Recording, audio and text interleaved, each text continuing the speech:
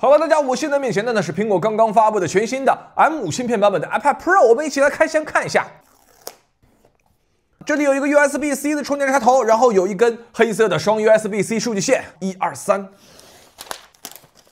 当当。黑色版本的纳米纹理的 iPad Pro， 这次核心升级其实就是 M5 芯片。虽然说只是一个芯片升级，但是涉及到了4个领域的变化，快速带大家过一下。第一个领域呢是 GPU 图形处理能力的提升，其中处理速度的提升呢带来了游戏图形软件更流畅的运行，也提升了 AI 任务的处理性能。游戏和特效软件中的光追能力也得到了提升。第二个领域呢是内存，其中 256GB 和 512GB 版本它的内存呢从前代的 8GB 升级到了现在的 12GB， 可以同时运行更多的任务而保持流畅。内存带宽提升，可以不依靠联网在本地就可以更流畅的去运行 AI 大语言模型。第三个改变的领域呢是通讯能力提升了。苹果在 iPad Pro M5 上首次使用了自研基带，号称带来了更快的传输速度以及更低的耗电。那么接下来我们快速给大家展示一下全新的苹果自研 CX 基带，它现在的下载网速到底能达到多少呢？目前呢这个 iPad 的 eSIM 和手机还不太一样，它们两个据我了解拿的是不同的牌照。iPad 拿的是平板的牌照 ，iPhone 呢拿的是手机的牌照。其中核心差别有几个吧。第一个就是如果你开通 iPad， 你理论上来说呢是不需要去线下营业厅的，但是手机你必须本人拿着身份证去线下营业厅。第二个差别呢就是对于手机来说，你是可以直接沿用之前的那个手机套餐和手机号码的，但是对于 iPad 来说呢，你必须是选一个新号。第三个点呢就是对于手机来说，你可以直接手机独立缴费。但是对于 iPad 来说 ，iPad 的这个 eSIM 卡号必须挂在手机的一个卡号里，通过手机来给 iPad 进行缴费。首先，我们在平板上下载一个联通营业厅，进入服务，然后选择补卡，选择平板产品苹果 iPad， 然后在这里你就直接点这个输入框，它就会自动的来调取你设备的信息，填写好你的 eSIM 卡号码之后，选择补换卡数据，然后要进行真人认证。它就开始把这个 eSIM 卡下载到你的 iPad 里。现在呢，这个 iPad 上就已经激活了中国联通 5G 的网络。然后我们现在来测试一下，看看这一代 CX 基带它的网速下载能力到底表现如何。开始。快了1000了。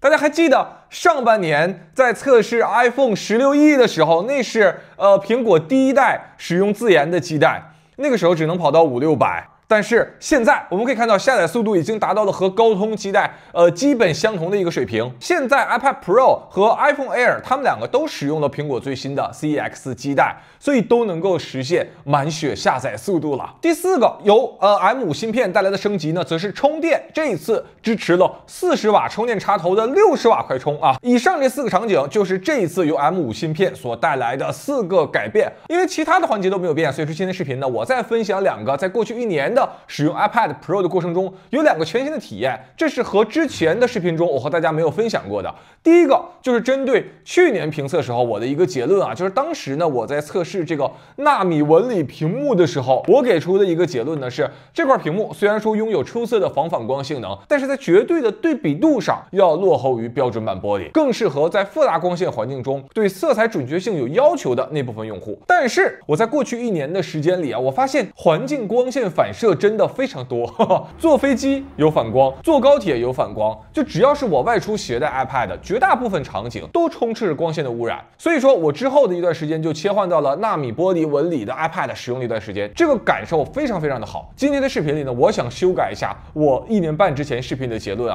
如果你的 iPad 有频繁外出的使用需求，那么纳米纹理玻璃在日常使用的过程中收益会很大。关于纳米纹理玻璃的不足，其实和去年那个视频里提到的是一样的，就是它在光线充足的环境下呢，在显示绝对黑色的时候，没有平板玻璃那么纯粹。那第二个纳米纹理玻璃的缺点就是它的日常使用要更娇贵一些，所以苹果呢专门在包装里加了一块绒布去负责清洁。我现在天天就盼着什么时候苹果能推出一个 iPad mini Pro， 就是把 iPad mini 升级到 OLED 屏，然后也增加一个纳米纹理的选项，那样对我来说帮助就更大了。第二个新体验呢，其实也是和纳米纹理屏有一点关系就是 iPad Pro 成为了我过去1年时间里阅读书籍杂志最佳的一个设备，这个体验真的是太好了，我必须要和大家分享一下。打开的软件呢就是这个 Comic Glass， 这之前给大家介绍过了。过去1年我首先扫描了很多迪士尼的经典画册，因为我本人特别喜欢迪士尼那些经典动画，狮子王、木法沙之后，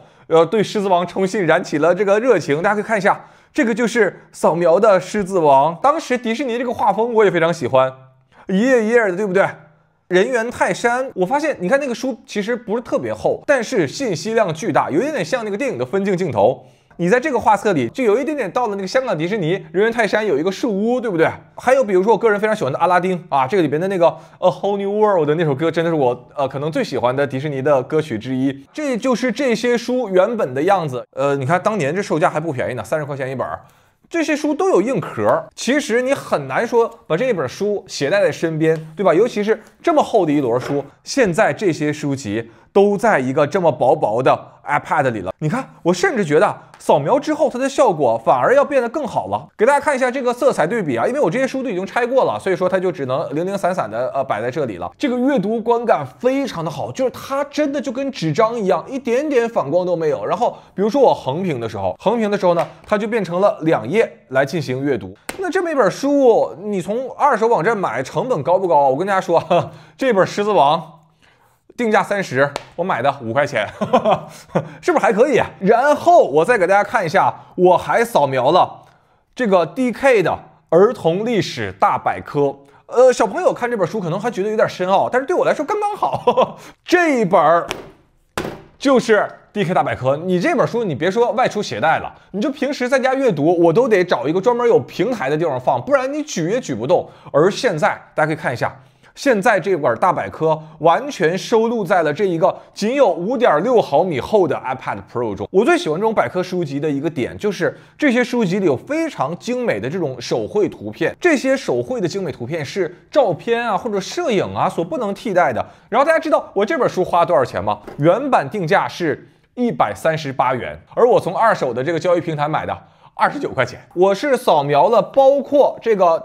儿童历史大百科，它是400多页，然后再包括这个迪士尼经典，总共是10本书，加在一起扫描费用花了67块钱，这个价格是不是还可以？这么一厚摞书，然后有人给你拆书，有人给你扫描，然后到时候直接发给你一个现成打包好的文档，你所需要做的直接给他们拉到 iPad 里。就够了。这个位置有同学说了，你那个书都给它拆零散了，实在是太浪费了。它这个扫描的店家呢，还提供给你重新粘回来的这个服务。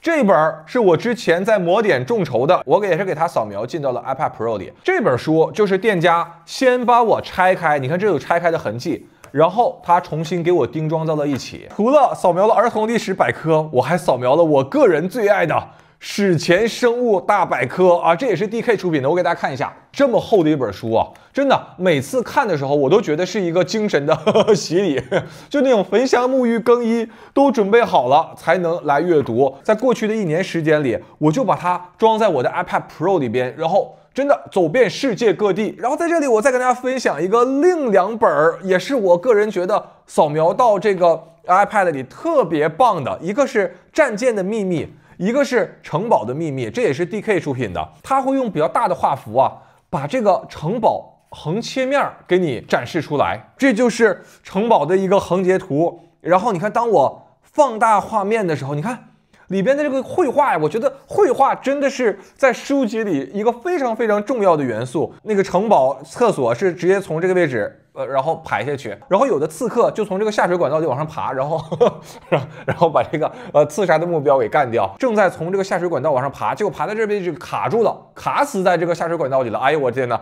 这是我能想象到的可能最凄惨的死法之一了，对不对？我可以任意的放大，我觉得这一点啊，甚至比我看原版的书籍还好。原版书籍我还得趴在那块去看那个细节，这本就讲了当年这个战舰里边这帮海员他们是如何生活的，然后下边贮藏的很多朗姆酒，然后这边是有一些什么煤炭呐之类的等等等等。我觉得 iPad 去看书籍，尤其是这种画册带经纬排版的这种内容，非常非常棒的一个使用场景。以上这2个点呢，应该是过去1年中我在使用 iPad Pro 中的一些新感受和新体验，分享给大家，希望能给大家带来一些灵感和参考。最后呢，我再简单说一下购买建议吧。第一个问题，11英寸还是13英寸？简单粗暴一句话，如果在你的预算都充足的情况下，那你竖着用的多，你就选11英寸；横着用的多，就选13英寸。第二个问题，深空黑还是银色？我个人会推荐银色，因为它的边框视觉上更窄，同时呢，银色的后盖也不那么容易沾染指纹，而且可以和你的银色17 17 Pro 组成一个银色套装。第三个问题，存储容量怎么选？日常使用256GB 是够用的。如果你有图片存储需求，那么建议选择512。如果你有视频素材存储的需求，可以考虑 1TB。第四个问题，要不要选择纳米纹理屏幕？这个我就建议大家，你先找一个 Apple Store，